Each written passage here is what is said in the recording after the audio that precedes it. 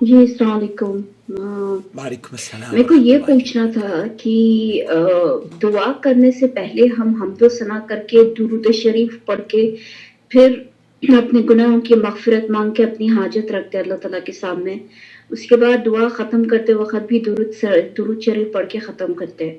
لیکن کیا ہم پہلے درود شریف پڑھ کے پھر حمد و ثنا کر کے پھر اپنے گناہوں کی مغفرت مانگ کے پھر اپنی حاجت رکھ کے پھر درود شریف پڑھ کے ختم کر سکتے دعا؟ صحیح طریقہ کون سا ہے یا دونوں طریقے صحیح ہیں؟ نحمدہ و نصلی علی رسولہ الکریم، اما بعد. دعا مانگنے کا جو صحیح طریقہ ہے، دیکھیے اللہ کے رسول صلی اللہ علیہ وسلم سے سماحت شیخ ابن عثیمین، شیخ صالح الفوزان اور شیخ عبدالعزیز بن باز جو سعودی عرب کے کبار علماء ہیں، ان سے یہ سوال پوچھا گیا تو ان کا جواب میں آپ کی خدمت میں پیش کرنا چاہتا ہوں. دعا کی قبولیت کے لیے کیا یہ ضروری ہے کہ ہم دعا کرنے سے پہلے درود السلام اللہ کے رسول صلی اللہ علیہ وسلم پر پڑھیں اور دعا کے بعد بھی ہم درود شریف پڑھیں صلی اللہ علیہ وسلم؟ ہمیں رہنمائی فرمائیے کہ ہم کس طریقے سے اپنی دعاؤں کے لیے رب العالمین سے کون سا صیغہ زیادہ بہتر رہے گا؟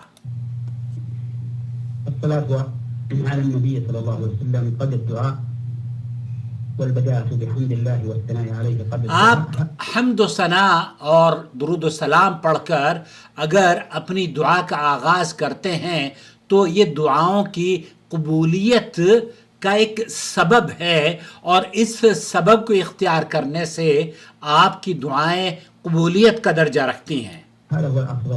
افضل یہی ہے کہ آپ درود و سلام پڑھیں، حمد و ثنا بیان کریں، اور پھر اپنی آپ نے جو کہا کہ دعا میں ہم اپنے گناہوں کی معافی مانگتے ہیں، تو گناہوں کی معافی مانگنا بھی آپ کی ضروریات میں سے ہے، اور بلکہ وہ تو اس ضرورت سے زیادہ ضروری ہے.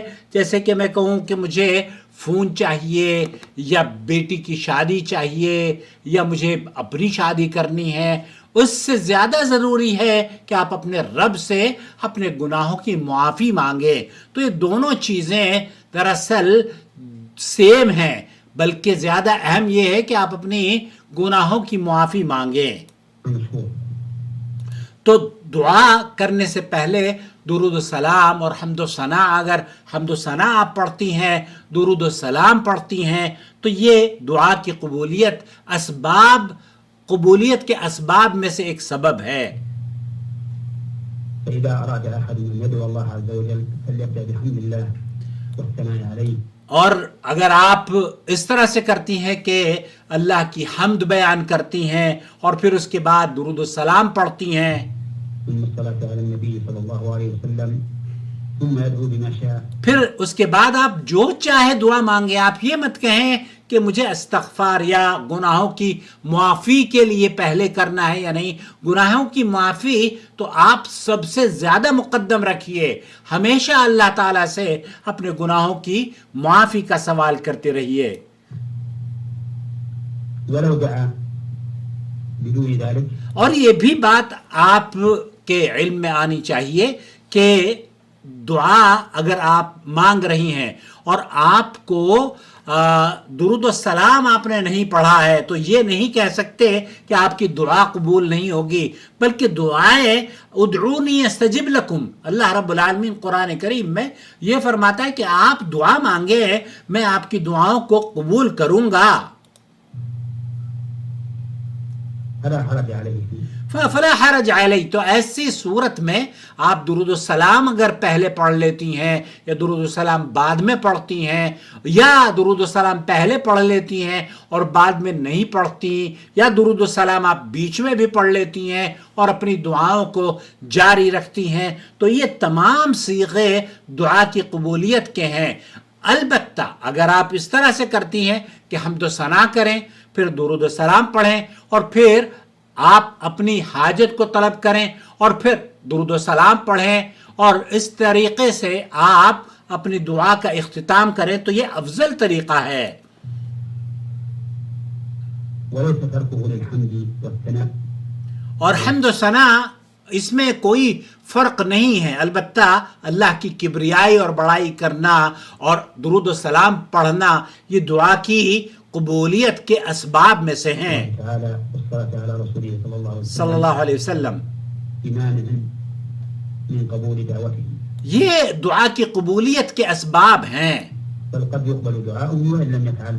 آپ ربما یکون، شیخ محمد بن صالح العثیمین رحمۃ اللہ علیہ فرماتے ہیں کہ اگر آپ یہ بھی نہ کریں، حمد و ثنا بھی بیان نہ کریں اور قرآن کریم کی تلاوت بھی نہ کریں اور اپنے گناہوں کو معافی بھی نہ مانگیں اور درود و سلام بھی نہ پڑھیں اور اس کے علاوہ پھر آپ کہیں کہ میری شادی کرا دے، میرے بچوں کی شادیاں ہو جائے، میرے رزق میں کشادگی آ جائے، میرے بیماروں کو شفا یابی ہو جائے، مجھے اسکول یا کالجز یا ایگزامینیشن میں اچھے نمبر آ جائیں، مجھے نوکری مل جائے، یہ تمام کی تمام کوئی پروٹوکول ایسا نہیں ہے جو آپ کے رب کو کسی زاویے سے قید، یا آپ یہ سمجھتی ہو کہ اللہ تعالیٰ کو یہ طریقہ اگر ہم کریں گے تو اللہ رب العالمین کو یہ چیز شاید، مطلب اگر ہم نہیں کریں گے تو شاید قبول نہ ہو. ایسا نہیں ہے.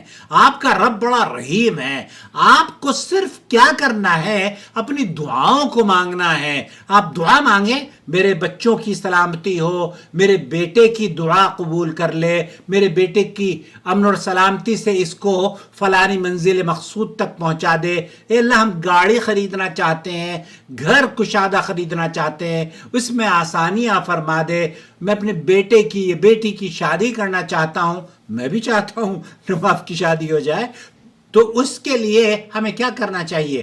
ہم صرف وہی چیز جو آپ مانگنا چاہتی ہیں صرف وہ بھی مانگ لیں. تو شیخ محمد بن صالح العثیمین کہہ رہے ہیں کہ یہ بھی جائز ہے، یہ بھی جائز ہے اور یہ آپ کی دعا کی قبولیت کی وجہ بن سکتی ہے.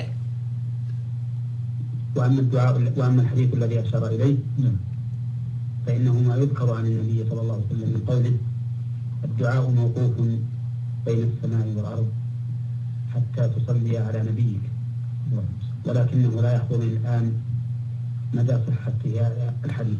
وہ جو حدیث ہے اس کے بارے میں شیخ محمد بن صالح العثیمین فرما رہے ہیں کہ مجھے اس کی صحت کا اعتبار نہیں ہے. بہرحال خلاصہ کلام یہ ہے کہ آپ دعا مانگے اپنے رب سے. اگر ہم اپنے رب سے دعا نہیں مانگیں گے تو ہم کہاں جائیں گے؟ کون سے زمین پر رہیں گے اور کس آسمان کے نیچے؟ کون سی بارش یا کون سی ہوا جو کہ آپ کو غیر اللہ کے علاوہ کون دیتا ہے؟ تو میرے دوستوں، بھائیوں اور بہنوں، اللہ کے بندو، ہم سب کو اللہ سے دعا کرنی چاہیے اور دعا میں کوئی تکلف نہیں کریں، جو جی میں آتا ہے مانگیں. آپ کو اگر درود و سلام پڑھ لیتے ہیں فبہا، اور اگر درود و سلام نہیں پڑھیں تب بھی آپ کی دعا اس لائق ہے کہ اسے اللہ رب العالمین قبول کرے گا انشاءاللہ تعالی. چینل کو دیکھنے کے بعد ہمیں اپنی رائے سے بھی نوازا کریں کہ ہماری ویڈیوز کیسی لگیں. شکریہ آپ کا.